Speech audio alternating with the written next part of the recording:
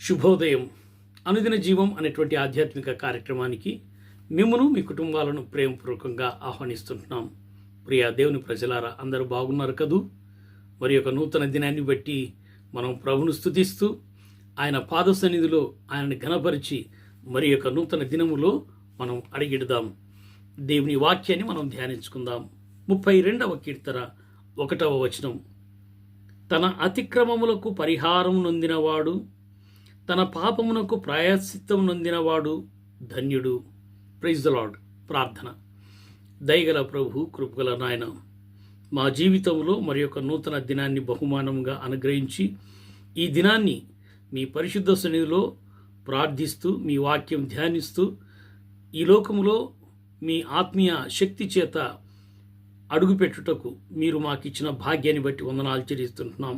ప్రభు, మీ వాక్కు చేత మమ్మను బలపరిచి ఈ దినమంతట్లో మీకు మహిమకరంగా నడుచుకున్నట్లు మీ కృపను మాకు ప్రసాదించుమని యేసు పరిశుద్ధ నామమున అడిగి వేడుకుంటున్నాం తండ్రి. ఆమెన్. ప్రియ దేవుని ప్రజలారా, దావీదు భక్తుడు దైవ ధ్యాన కీర్తనగా ఈ కీర్తన శీర్షికలో తెలియజేస్తుంటున్నారు. ఈ కీర్తనలో ఈ మొదటి వచనంలో కీర్తనకారుడు అంటున్నాడు కదా, తన అతిక్రమములకు పరిహారము నొందినవాడు, తన పాపమునకు ప్రాయశ్చిత్తం నొందినవాడు ధన్యుడు. అతిక్రమములకు పాపములకు ప్రాయశ్చిత్తం నొందినవాడు ధన్యుడు. అయితే ఈ ధన్యకరమైన జీవితం ఎవరు మనకు అనుగ్రహిస్తారు? పరిహారం నొందినవాడు అంటున్నారు. అయితే ఈ పరిహారము పొందటము ఎవరో మనకు ఇవ్వాలి, మనకుగా మనం పొందుకోలేము. ఈ పాపములకు ప్రాయశ్చిత్తం మనం పొందాలి అని అంటే ఎవరో మనకు ఆ ప్రాయశ్చిత్తాన్ని అనుగ్రహించాలి. ఆ ప్రాయశ్చిత్తం అనుగ్రహించేటువంటి వారు ఎవరు అని అంటే లోకరక్షకుడైనటువంటి యేసు ప్రభు ద్వారానే ఇది సాధ్యం. ఆయనే మన పాపములకు ప్రాయశ్చిత్తం నొందినవాడు. మనం ఇంకనూ పాపులమైండగానే క్రీస్తు మన కొరకు చనిపోయెను అని పౌలు గారు తన పత్రికలో తెలియజేస్తారు. అవును, మనం ఇంకా పాపులమైండగానే మన పాపములకు ప్రాయశ్చిత్తముగా యేసు ప్రభు మనము చేసినటువంటి దుర్మార్గపు కార్యాలను బట్టి ఆయన కలువరి శిలువలో ఆయన మన కొరకు తన ప్రాణాన్ని అర్పించాడు. మనం తలంచరాని తలంపులకు యేసు ప్రభు యొక్క తలపైన ముళ్ళ కిరీటం కూర్చబడింది. మనం నడవరాని స్థలాలకు మనం నడిచినందుకు యేసు ప్రభు యొక్క కాళ్ళలో మేకులు కొట్టబడ్డాయి. మనం చేయరాని పనులు చేసినందువలన యేసయ్య యొక్క చేతులలో మేకులు కొట్టబడ్డాయి. ప్రియ దేవుని ప్రజలారా, ఈ మాటలు మనం జ్ఞాపకం చేసుకుందాం. తన పాపమునకు ప్రాయశ్చిత్తం నొందినవాడు ధన్యుడు. యేసయ్య నీ పాపానికి నా పాపం కొరకై కలువరి శిలువలో ఆయన తన ప్రాణాన్ని అర్పించి ఆ పాపపు శిక్షను ఆయన భరించి ఆ పాపపు యొక్క వేదనను మన కొరకు ఆయన కలువరి శిలువలో పొంది నీకు నాకు నెమ్మదిని, శాంతిని, సమాధానాన్ని, రక్షణను ఇచ్చారు. మరి ఆ యేసయ్యను మనం స్వీకరించినట్లయితే మన పాపములకు ప్రాయశ్చిత్తం పొందినటువంటి వారంగా ఉంటాం. అందుకొరకే యోహాను భక్తుడు తన మొదటి పత్రికలో మొదటి అధ్యాయంలో ఈ రీతిగా వ్రాస్తూ ఉంటున్నాడు. మొదటి అధ్యాయం 9వ వచనంలో అంటాడు కదా, మన పాపములను మనం ఒప్పుకొని నేడల ఆయన నమ్మదగిన వాడును నీతిమంతుడును గనుక ఆయన మన పాపములను క్షమించి సమస్త దుర్నీతి నుండి మనలను పవిత్రులుగా చేయును. Praise the lord.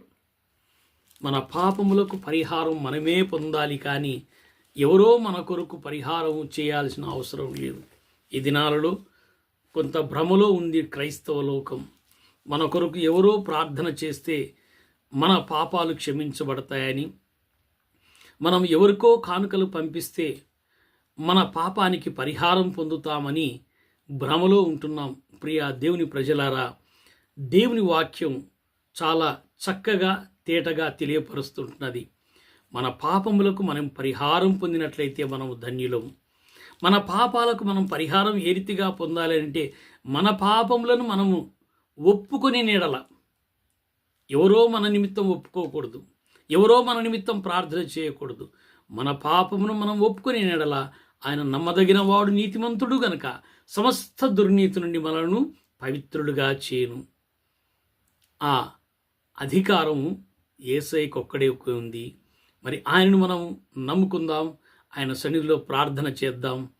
మనము పాపములకు ప్రాయశ్చిత్తము నొందుదాం, అతిక్రమములకు పరిహారం పొందుకుందాం, ధన్యజీవులం అవుదాం.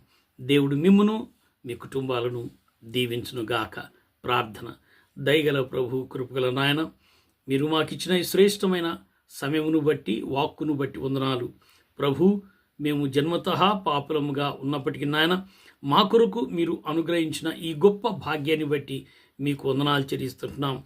మేము మా అతిక్రమలలోనే, పాపంలోనే ఉండకుండా మా కొరకు కలవరి శిలువలో మీ ప్రాణాన్ని అర్పించారు, మీ యొక్క రక్తాన్ని చిందించారు. మీ ప్రశస్తమైన రక్తము చేత మమ్మల్ని పవిత్రపరిచినారు. మీ వందనాలు ప్రభు. మా పాపములను మీ సన్నిధిలో ఒప్పుకొని వాటిని విడిచిపెట్టి మీ కనికరమును పొంది మా ప్రభు యోగ్యంగా మీ కొరకు జీవించినట్లు మీ ఆత్మచేత మమ్మను బలపరచుమని, ధన్యకరమైనటువంటి జీవితంతో నిన్ను మహిమపరచునట్లు మీ ఆత్మ కార్యాలు మా అందరిలో జరిగించుమని యేసు పరిశుద్ధ నామమున అడిగి వేడుకుంటున్నాం తండ్రి.